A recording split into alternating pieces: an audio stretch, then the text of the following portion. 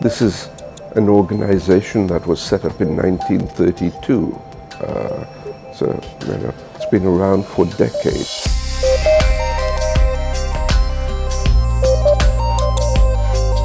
In 1961, EFU was the largest life insurance company in the Afro-Asian subcontinent, excluding Japan.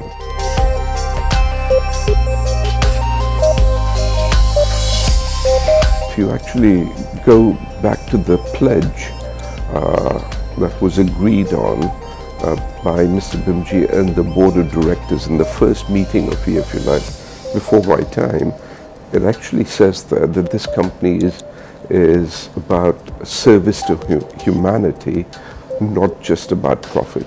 So in a sense, that drives the way we manage this company.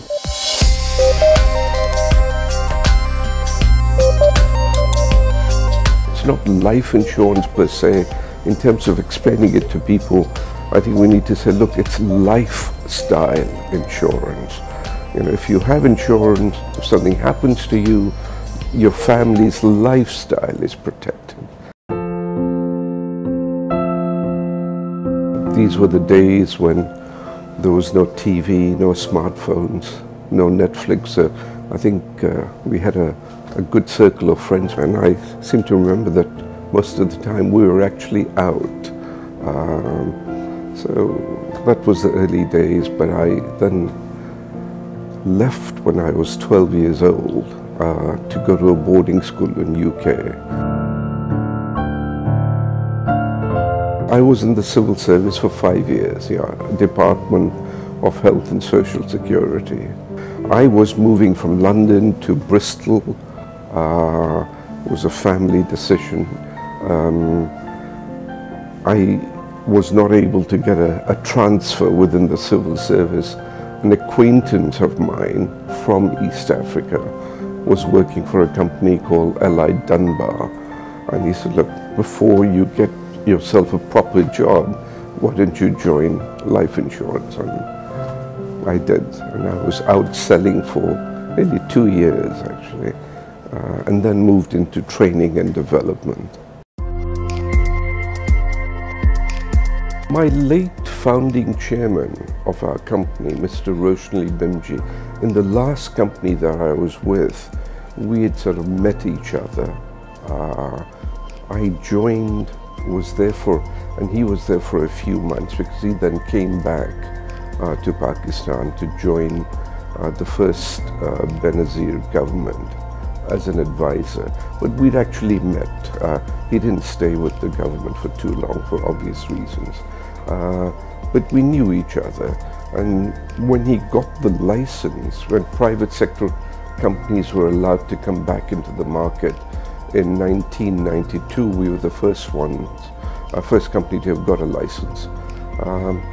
So he asked me to come on a consultancy basis for 2 weeks, just to help him put together a business plan, design some products, and then those 2 weeks have now extended to 25 years. You know, when I took over the company, there were basically 10 employees.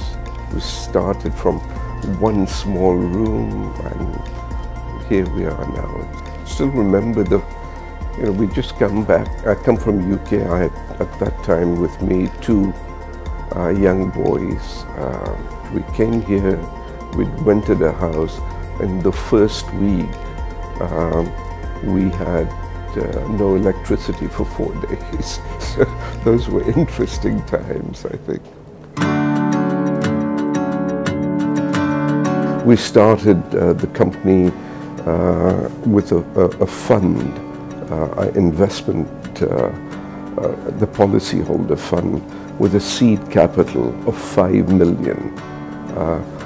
Those funds are now worth, the value is 116 billion. So I think that gives you an indication of how well we've done. We've been first in many things. The first company to go paperless, the first company to come up with a chatbot on our Facebook, first company to have a complete a point of sale system which is biometrically enabled. So there have been lots of firsts. I mean, our data center is tier 3 standard in terms of trying to explore and expand the mass market, the micro nano market. That's the area that we're moving in. You can't do that without technology. We currently have about 3.5 million lives insured. Of that, 800,000 are ones that we would class as micro nano market lives. So it started, We had two objectives in mind when we did that. One was to make our logo, it's evolved, changed, it's to make it more relevant to the new digital age that we live in, make it more modern, whatever that means, but more relevant to the millennial market. But at the same time, what was important is not to forget our heritage. And you will have seen, therefore, that in our new logo, we've retained a circle. A circle is, in a sense, there's no beginning, no end, it's complete, it's eternal. Its circle has always been part of our logo, so that's there. That was the first objective. More relevant, more modern, more digital age relevant. The other objective we had was we wanted a logo which encompassed both our organizations.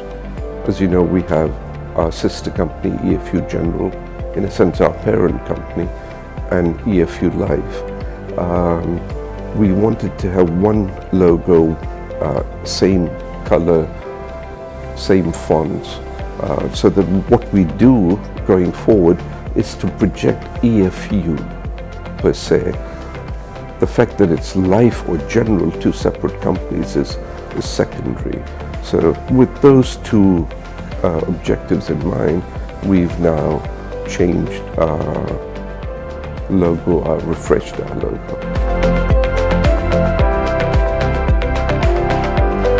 I think seeing the people who work with us change in terms of their mindset, in terms of their expectations, or what they want out of life, seeing a consultant, a sales consultant, joining us on 5,000 a month, now having moved on, earning 5 lakhs a month, and the kind of generational changes that takes place, because these are people now who can send their children to better schools, move into better houses, and therefore the generational change, the children, their expectations have gone up.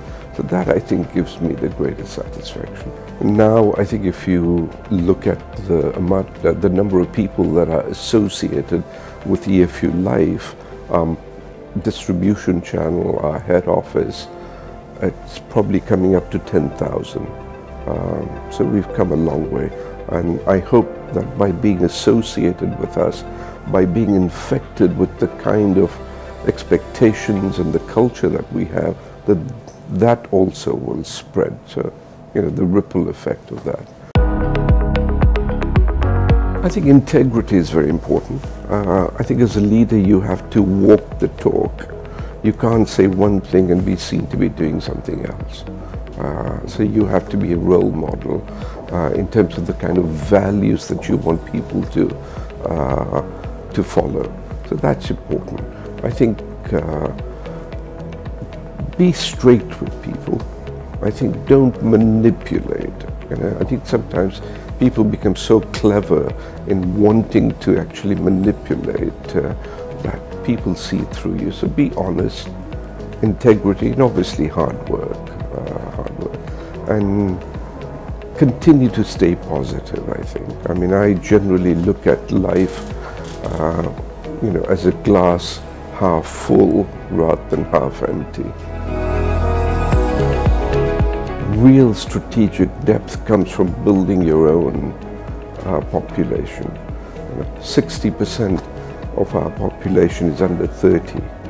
I mean, that's either tremendous human capital or it's going to be a burden. So, we should have spent many, many years developing that, and that gives you strength that you can then project outwards. We need to take charge ourselves. I think we're constantly waiting for someone else to make a start and to say, well, when things are right, I will also, on a day-to-day basis, we can actually all do things which perhaps in the larger context don't make a difference. But you need to make a start yourself.